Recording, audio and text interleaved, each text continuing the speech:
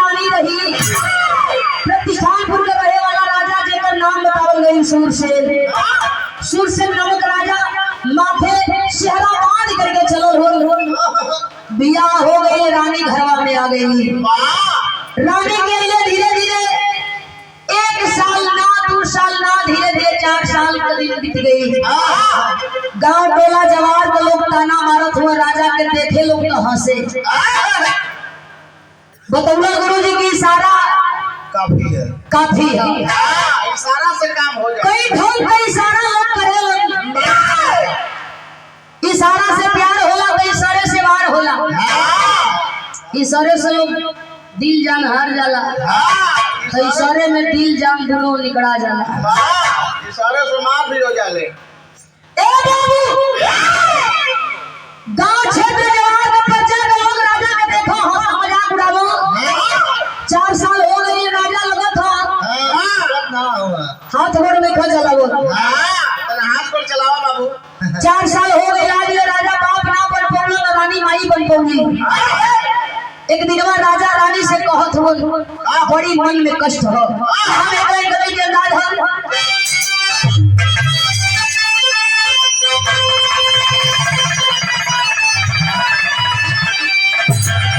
थोड़ा हंसी लगी रहल। अरे मैं नाचे हुस्न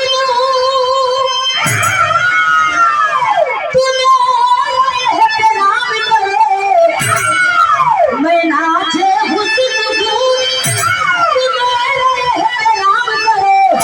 अरे जवानी नाच है मेरा मुझे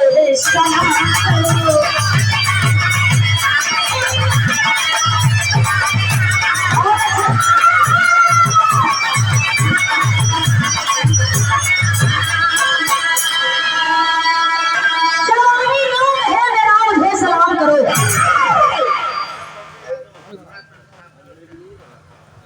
और सम्मानित पूजनीय हमारे गुरु समान पिताजी लखपाल साहब के मुर्शिद एक घड़ी खेत का जमीन को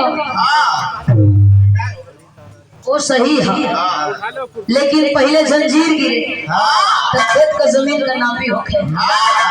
अब सुविधा ऐसा आ गई ड्रोन कैमरा उड़ के असगरी सर्च करत हो के गरी में को हाथ जात हो के गरी में को लाठी जात हो वो ड्रोन कैमरा बता देत हो आई यहां के बैठल लोग लिख लेता नहीं कि के गरी में कितनी हेलल सम्मान है पुरस्कार आपके समूह हम कोटि कोटि प्रणाम।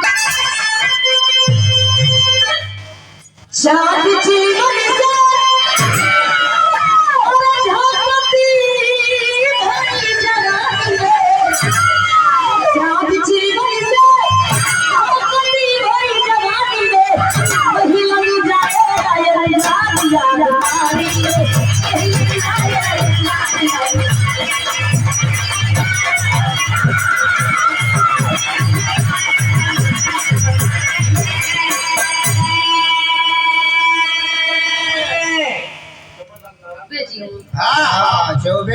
कपारे कपार झड़ गई लाइन से बाज नहीं खला हो खाली लड़का पर ध्यान देना। हम देखले नहीं की जानत नहीं की सुनल बात बतावो थी यहां के बतौली हम कि अबले 13 लड़का हो गइल। वोट बढ़ावत हमें वोट ना बढ़ावत हम। हां क्रिकेट का टीम तैयार कर वोट बढ़ावत हम। उ हाल कोनो मर्द अपना मेहरारू से कहलन के सुनबो। एगो बात बताई दुल्हनिया कहलन कहीं ना मर्द हमार बानी तो कहब कैसे खलक के राजा दशरथ 3 गो बियाह कइलन 3 गो रानी आईली मेहररुआ कलश की सही कहनी जी लेकिन ई काहे भुला गईली कि द्रौपदी के 5 गो पति रहलन सब इहो मत भुलाई। तो ई विचार बात दोनों जानी को हमरे गुरु जी चौबे जी को आ गुरुआइन चौबाइन को अरे कुछ ना तो 13 गो लइकन को एक वोट पर 13,000 तो खड़ा होगा 2,000 इधर लोग का 2000 15,000 कहीं जाए के बाद साल भर ठेल दे वही पर। ठीक है, अब तक कहत है कि बल्कि एगो जिलबे एगो जिलेबी तैयार करना चाहिए अलगे से लिखाई चौबे जिला है। गाजीपुर चौबे जिला चौबेपुर है बगलिए में। रानी काली तो देर काहे लगौले बानी। चली विचार बनावल जाओ, इशारा इशारा में विचार बन गई। शुभ काम में देरी कैसा? इशारा इशारा में जब विचार बनल वैसे हम लाख कोशिश नहीं हो पाई होई ना। जवना काम करे माहिर होला तो बड़ी टाप करेला। जैसे इशारा यहाँ के कोई नहीं हो बताओ कि अनुभव हो। कई बार इशारा करे में तो यहाँ के धरावो गई रहल। यही पढ़लहू हूं। बाकी अनुभव बढ़िया हो होखे के चाहिए। राजा रानी इशारा इशारा में सब कुछ समझ गइलन। बेटी बेटा का प्लान बन गई। एक दिन वो रानी राजा को समझाए गए, सुना तू किन पिटवा का पूरा राज में पूरा प्रजा जान जाओ कि हम नहीं बने वाला है, अपनी बाबू बने वाला हुआ। राजा खुश हो गइलन, दुखी पिटा गई। कहानी का शुरुआत हुआ।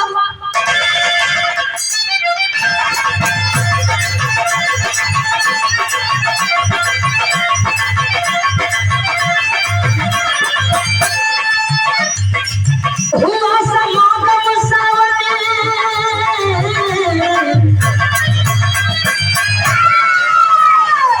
हुआ समागम सावन बड़ी संगा से दरिया पर। हुआ समागम सावन बड़ी संगा से दरिया पर। कोई लगे बना तारा बोले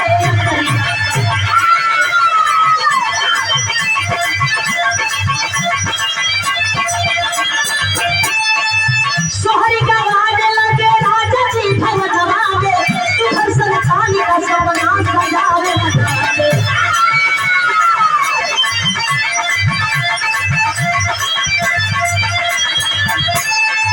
प्रसव पीड़ा से रानी का दुखी दिमाग हुआ। नजर में बेटी ना बेटा मगर ये ना हुआ।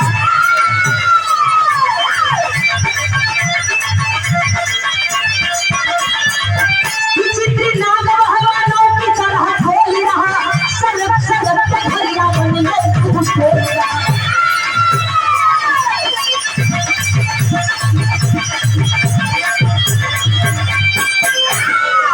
संजोग देखे रानी जब पेट से भइली है तो धीरे धीरे धीरे धीरे 9वां महीना पूरा भइल है। एक दिन में प्रसव पीड़ा रानी सह रहल बाड़ी, चिल्ला रहल बाड़ी। घरवा में जितनी दासी बाड़ी सब रानी के लेकर के बैठल बाड़ी। प्रसव पीड़ा सह करके रानी न बेटी के जन्म दिहली हो न बेटा के जन्म दिहली हो। संयोग से एगो कीड़ा पैदा हो गई।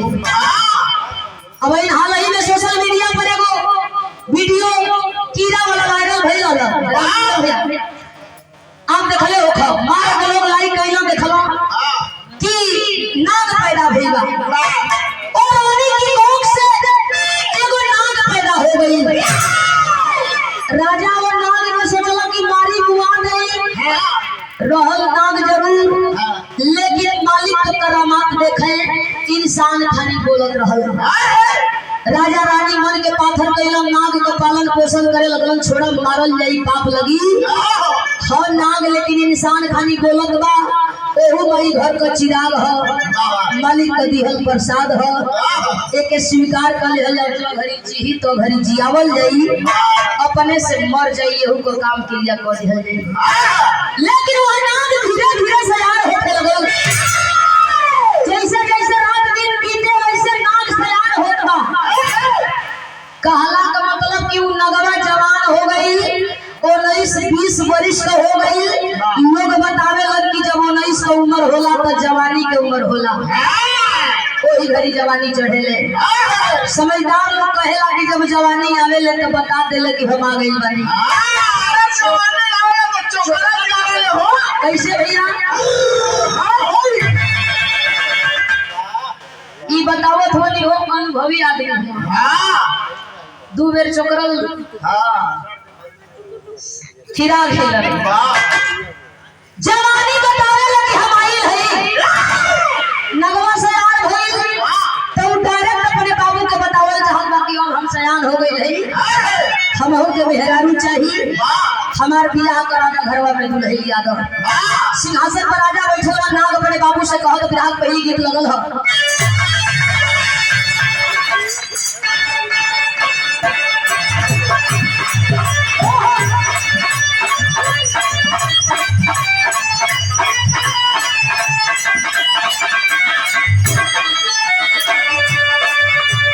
सम्मान भरा पुरस्कार कई बार का पुरस्कार हजारों हजार रुपया हमारे संतोष चौबे जिला पंचायत 85 दिनों प्रीतिया गाजीपुर के धरती से चंदन के कोटि कोटि प्रणाम सबके बोल लगी प्रणाम आशीर्वाद की इच्छा बा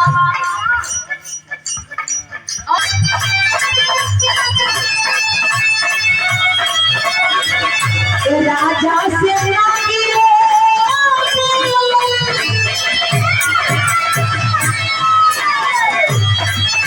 राजा से लागी हटिया सजोई बतावा ये बाबू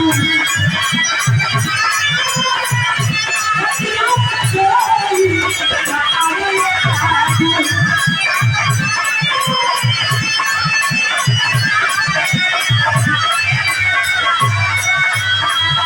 राजा से लागी हटिया सजोई बतावा ये बाबू कभी आईना बोली कभी बताओ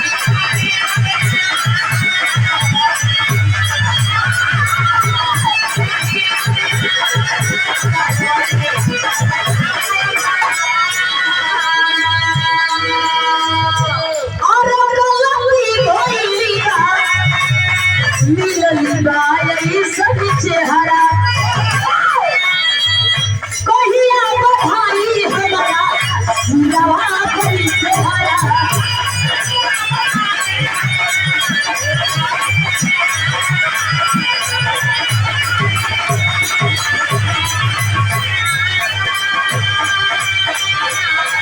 मोने हमारू हो गया तरफी के रोई बतावा ये बाबू कहिया बिना रोई बतावा बाबू कहिया बिना रोई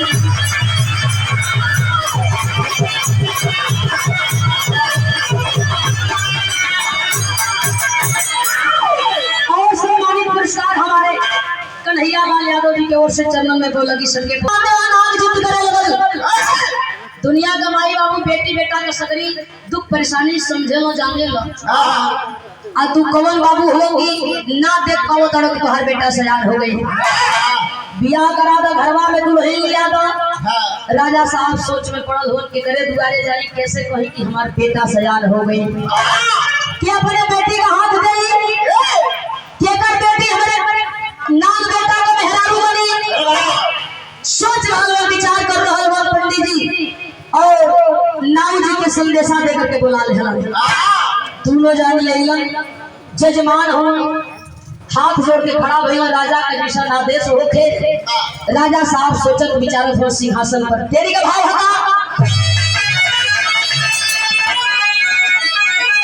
अरे दुल्हनिया कैसे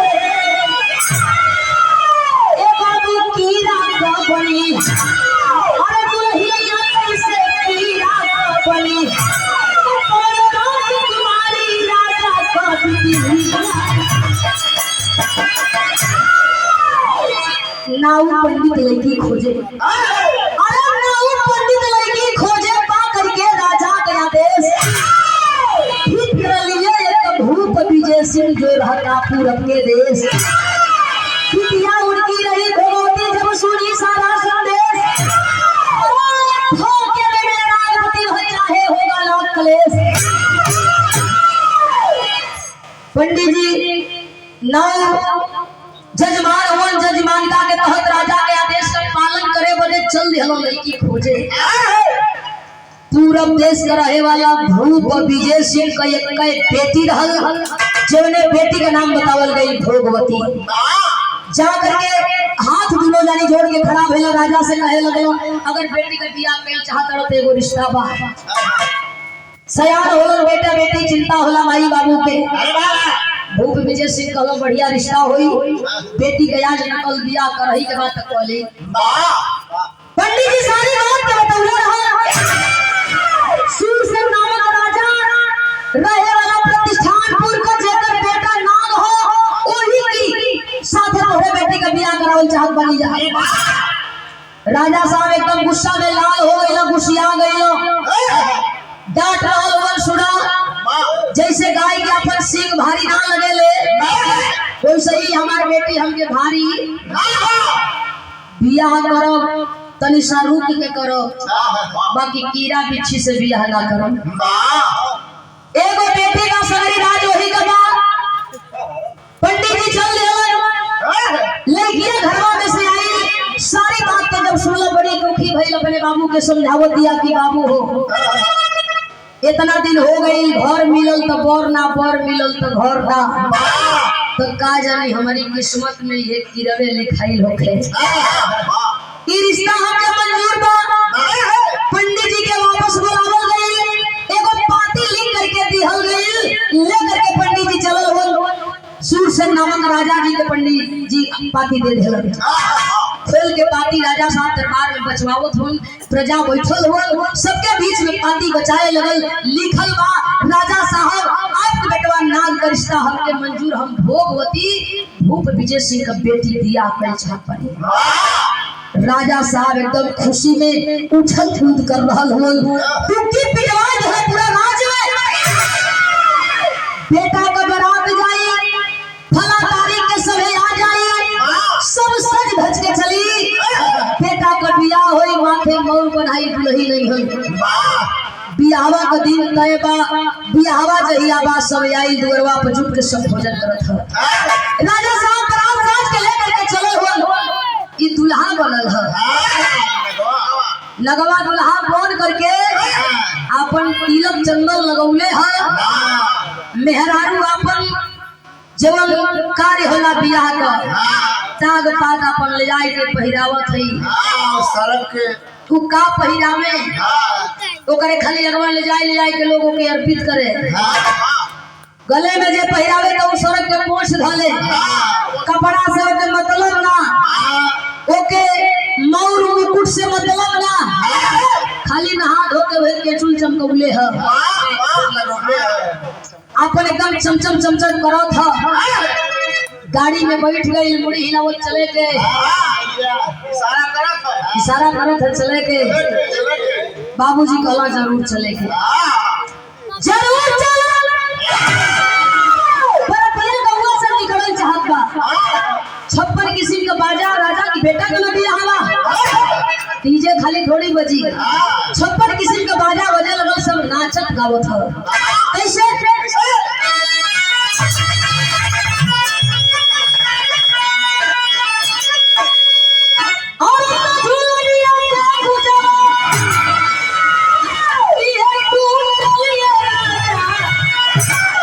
जमनिया में गरिया छूटले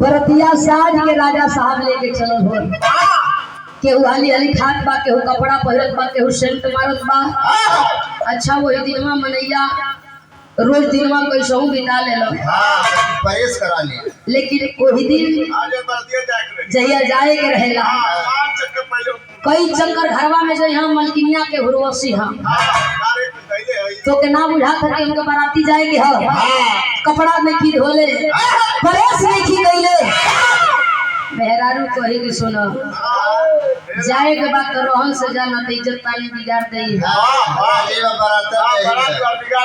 झूठो कर तो हर सगरी खुशी इथी में डाल दे तू जा जा तारा बड़ा कुदुरवासल बड़ा चढ़ात होए बड़ा बेटवा भइल बड़ा लइकन में जा तारा बारात करे कहियो कि का करबो खाली कहूंगे अगोर ले रही गुस्सा में जवन पहिया पहिरिया निकल जाई हम गौवा से जब बरतिया जाले गांव से हमारे आपन चौराहा सबका होला चाहे छोट होके चाहे बड़ होके सब जाला ओए चौराहे पर रुक जाला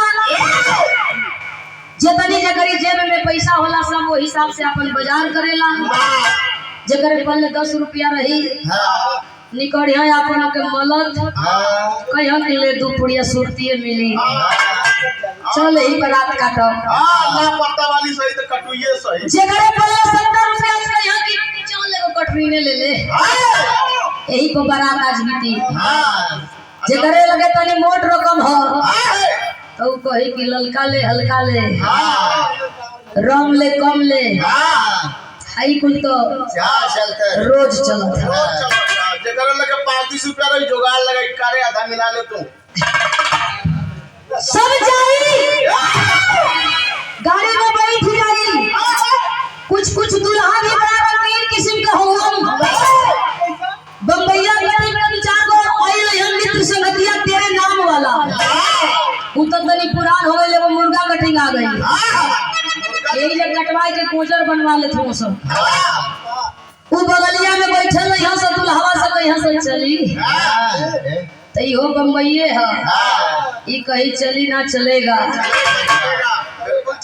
चलेगा ये 10 रुपया का नमकीन 20 रुपया का बिसेलरी अब है बड़का खमालिया के वही गड़िया में पैक बने यहाँ सब 2 गिलास बने 1 गिलास दुल्हवा के जबरी पिए यहाँ सब यहूं लेने का तो कहे कि लेने का नहीं देने का अच्छा 2 गिलास अपने पिया 1 गिलास जब दुल्हा के दिया तो हो बहाना कैसे करे हो मार के कम हो एहू का टावर एकदम धरे लगे जब एक नशा चढ़ी तई ड्राइवर से पूछी कहाँ आने का वो कहीं बैठने का मैं पहुंचाने का ही नशे में है दुल्हवा का जब जिजवा रही तो कही कि आज मेरी सार की शादी है ये जवन बम्बईया वाले यहाँ से कहीं सकी आज मेरे यार की शादी है मजे में वहाँ यहाँ से जाके पीढ़ा पर जब दुल्हा बैठी तो एगो ठेहुना लगल रही गौवा के लइका पूछिया काहे तना कष्ट झेलत रहो तइना कोई हो सके दार के लगा कोई हो सके के लगन लगल हां लगन से जागल एकर देहिया गांव पर तो कोई दिन से जागल हां बिचौपुर में पोलिया के शिकार हो गल अच्छा के उस कहू ना जाई बड़ा कुल लोगाड़ बा मनैया कच्ची धनिया खा लेत हां खरीद के कहत हो कि मोहब्बत नहीं थे बरतिया राजा साहब लेके चलो वो सब नाचत गावत बा के हो पियत बा के हो झूमत बा आ नाग बैठल बा एकदम खुश बा कैसे चलल है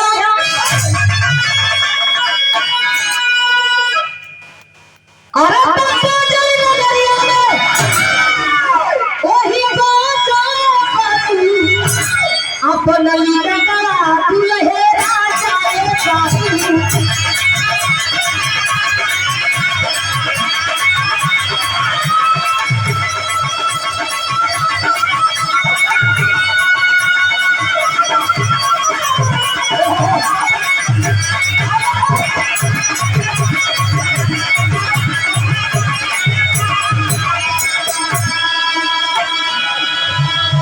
ए शास्त्र विधि से हो अरे उठल हरी माया सागरिया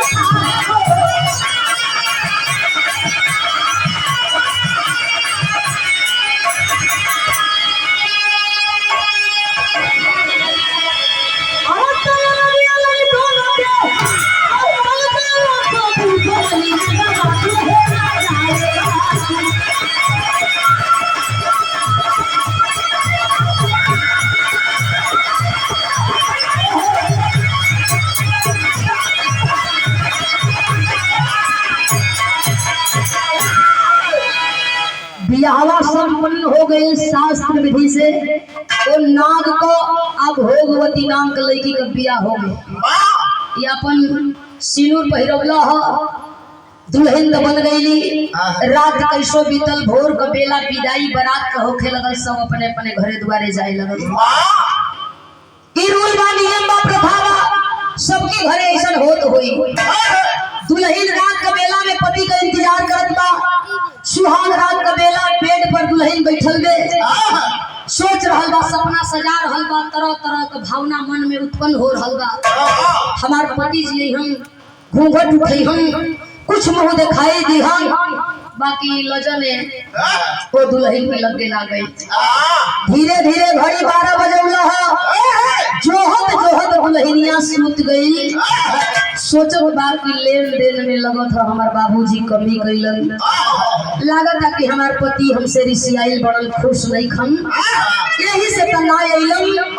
दुखी मन हो करके वह दुल्हन लेटल में सुत गई। घड़ी जब 12 पार गई 1 बजे, धीरे से लगवा गई, जाके मुड़ी पेशा वही केवाड़ी में, केवाड़ी खोल के देखल चाहता कि हमार रानी सुतल बाड़ी की जागल बाड़ी। देखला सब की रानी एकदम सुतल बाड़ी, तो सोचता कि दुआरी में से कहे खाती तनी लगे से के देख लेती। खोल के हेल गई। जब हेलाऊ जाके वही रानी के मुँह के बराबर अपन फट कैले है, रानी के ताकता फुलपुर में पूरा अपन फोन कैले है। सोचा था कि एक बार रानी के प्यार कर लेती, चढ़ गई वही बेड पर जाके गोड़वारी बैठ गई। जब गोड़वारी बैठल है, सोचत हो कि रानी नींद में बाड़ी, तन कोई हर ओहर करब रानी जाग जाई, नींदिया रानी का खराब हो जाई। मनवा नहीं के मानल, सोचल हो कि रानी का तरिये चाट लेती, फिर हम चल लेती, रानी अपन सुत लेती। निकाल के जीव रानी के थाली में धीरे से चाटल चाहता, जहाँ चाटे के तहाँ चटता न बा। तौले रानी के ठंडा लग गई। इनके कहले का मतलब कि होठ के लालियों के ढेर चटवैया बाड़ा, यही में इनका खानदान जुड़ गई। होठ लालिए चाटत में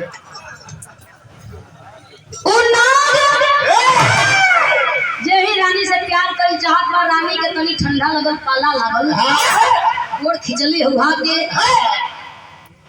देखा ताड़ी कि हमार पति जी बैठल बनो गोड़वारी, लपक के अखबारी में थैली हो। सवाल करे लगली काजी कि आवे का कोनो बेला समय हां। चुप बैठल ना, एकदम खाली मुलुर मुलुर ताकता। अब ये दोनों अपन जेब निकलले बा। रनिया कहे कुछ बोलबो, का बोल काहे नहीं खा बोला?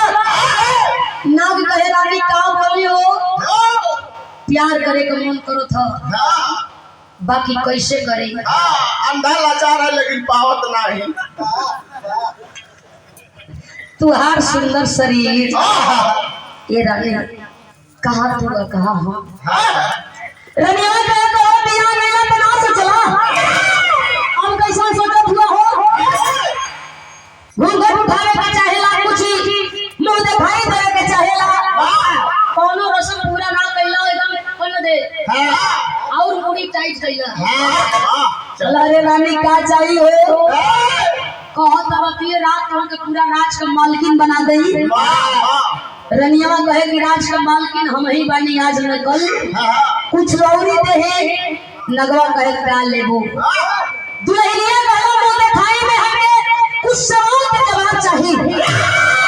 कैसा सवाल का जवाब?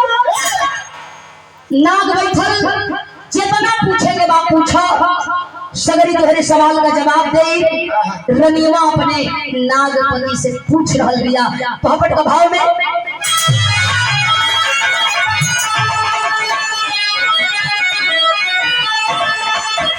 अरे हो गई जब पहिली मुलाकातिया सुहाग रतिया रे, अरे हो गई जब पहिली मुलाकातिया सुहाग रतिया रे, नाग बतावे नाग बीतल गतिया सुहाग रतिया रे।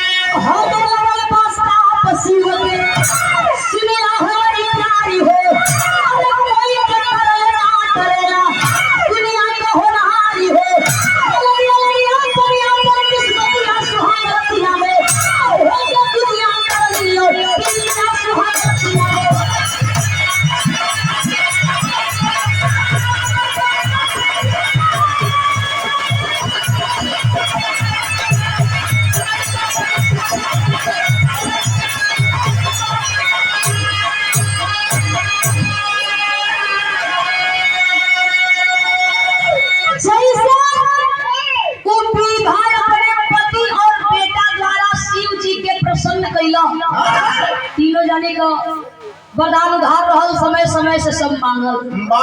तू जानी तब व्यर्थे मंगलन, लेकिन लड़का के चलते कल्याण भई। वो सही वह नाग अपने पत्नी के बतावत बा कि पुनर्जन्म में शिवदानी भोलेदानी जे के लोग कहेला देवों के देव महादेव त्रिलोकीनाथ, उनके हथवा में हम कंगन बोल के उनकी हाथ का शोभा बढ़ावत रही। पार्वती 16 श्रृंगार कई दियली। पार्वती और शिवदानी का नैनाचार और प्यार शुरू हो। पार्वती अलगे देख के हंसत तारी और शिवदानी अलगे देख के हंसत हुन। पहली बार तनी सुंदर शिवदानी के हंसत देखली, हमहू के ना रोकाइल, हमहू हंस गइल। इतने पे काल हो गई। रनिया पूछे कहो फसलो काल होला, कल की नहीं खो जाना तो हंसले में कितने लोग फसलम, हंसही में कितने मार गइलम, हंसे में कितने अटीदार पटीदार में झगड़ा हो,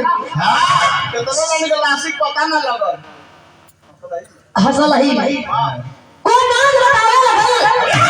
शिवरानी के देख के हंसो तो बहुत हंस दिहली, बसिया गइल शिवरानी। उनके बुझाइल कि हम उनकी रानी के यानी संधि के लाइन मारा थी। झटक के फेंकला, कुछ दूरी पर गिर गई। शराब को दिहला आने वाले कल में पुनर्जन्म होगा, मानव तन से अवतारित होगे, लेकिन शरीरिया नाग करही, विचार सोच बोली भाषा मानव करही। सब कुछ मिलल हो रानी, रो रहा रानी, परेशान बानी। हाई ऐसन जीवन पा करके रात दिन हमारे कष्ट में बीतेला। रनिया कहे और काहे का कष्ट ही बताओ। शिवदानी गुस्सा में शराब दे दलन तो कोनो उपचार ना बतौलन। वह नाग अपने रानी से बतावे। 4 लाइन आधार में लिखल, अरे करी चोरी नाग से बोलली तो तू नहीं विनाशा हो।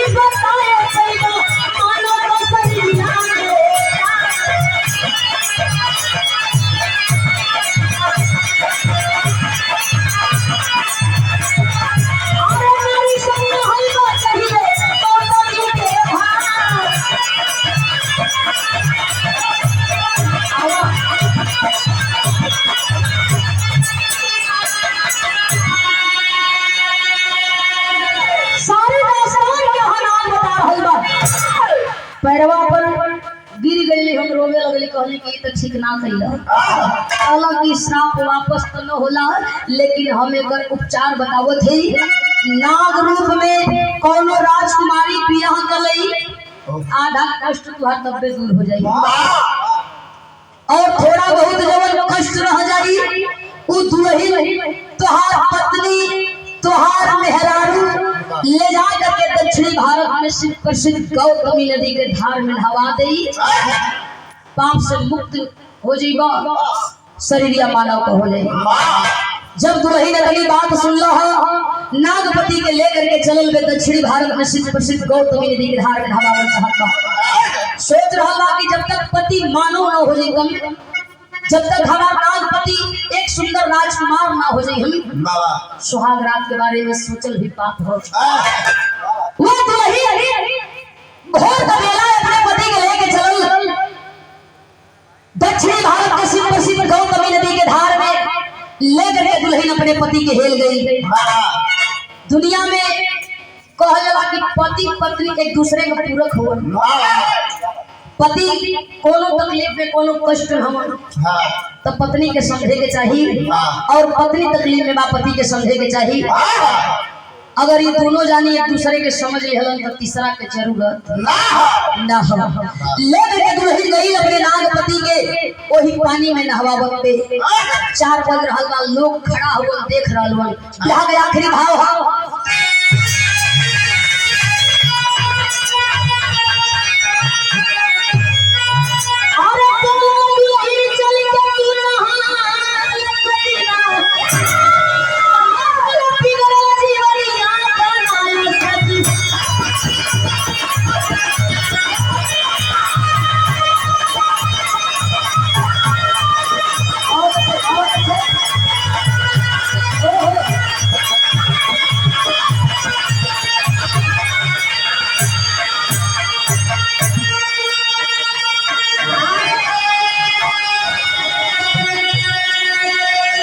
नारी संग गौतमी में नाग वह नहाया, और नाग का शरीर पर सुधारी रूप पाया।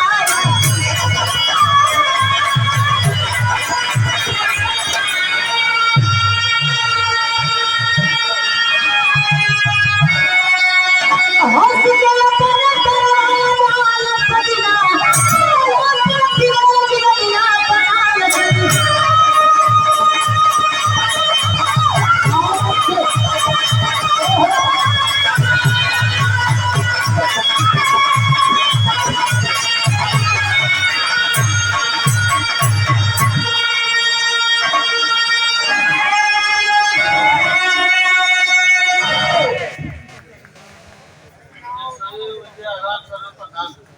राम शरण प्रधान जी सादर 101 रुपया आपके चरण में बोलेगी, सबके बोलेगी ब्राह्मण।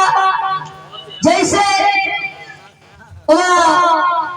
विवाह सुवर से फिर नारी हो गई, वैसे ही वो नाग यौन से मुक्त होकर के एक सुंदर राजकुमार हो गई। और जब सुंदर राजकुमार वही पानी में रानी देखले बिया तो रनियवा का मौन आगे पीछे होके लगल। जा करके रानी कलाई के धैला है, राजकुमार डांट दिहला रनियवा की ओर ताके के सोचे लगा रनियवा की लन ई तो हम ही के चिन्ह से इनकार करे लगल। रनियवा सारी बात के बतावत बा लेकिन माने के तैयार नहीं थे। गुस्सा में रानी डांटे लगल, कहला सुना तू बेरा उठा के नकैया दबा दे तो कीड़ा बन जाइबा आ नहीं तो जेव जेव होत है ओके मानो कि तू नाग योनी रहला, नहवा देली राजकुमार हो गईला। वह राजकुमार रानी की बात के मान करके कलाई धैलन ले करके राज दरबार में पुनः एक बार राजा खुशी से झूम गईलन।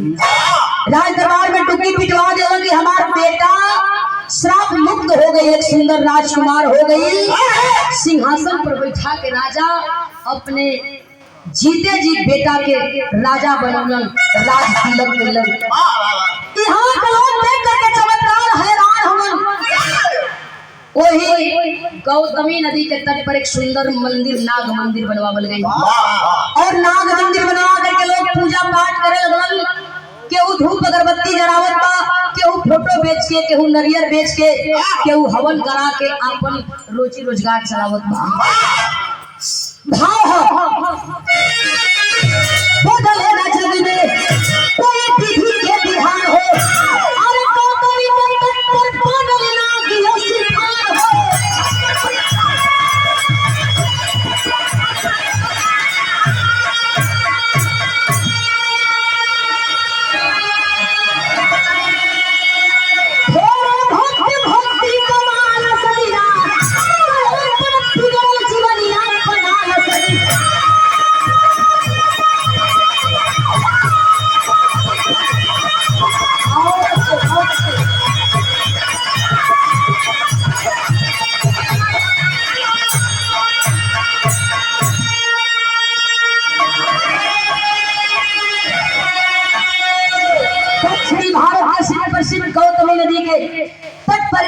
तरफ नाग मंदिर आज भी विराजमान, दूर दूर से लोग जाला और जा करके वहाँ पूजा करेला।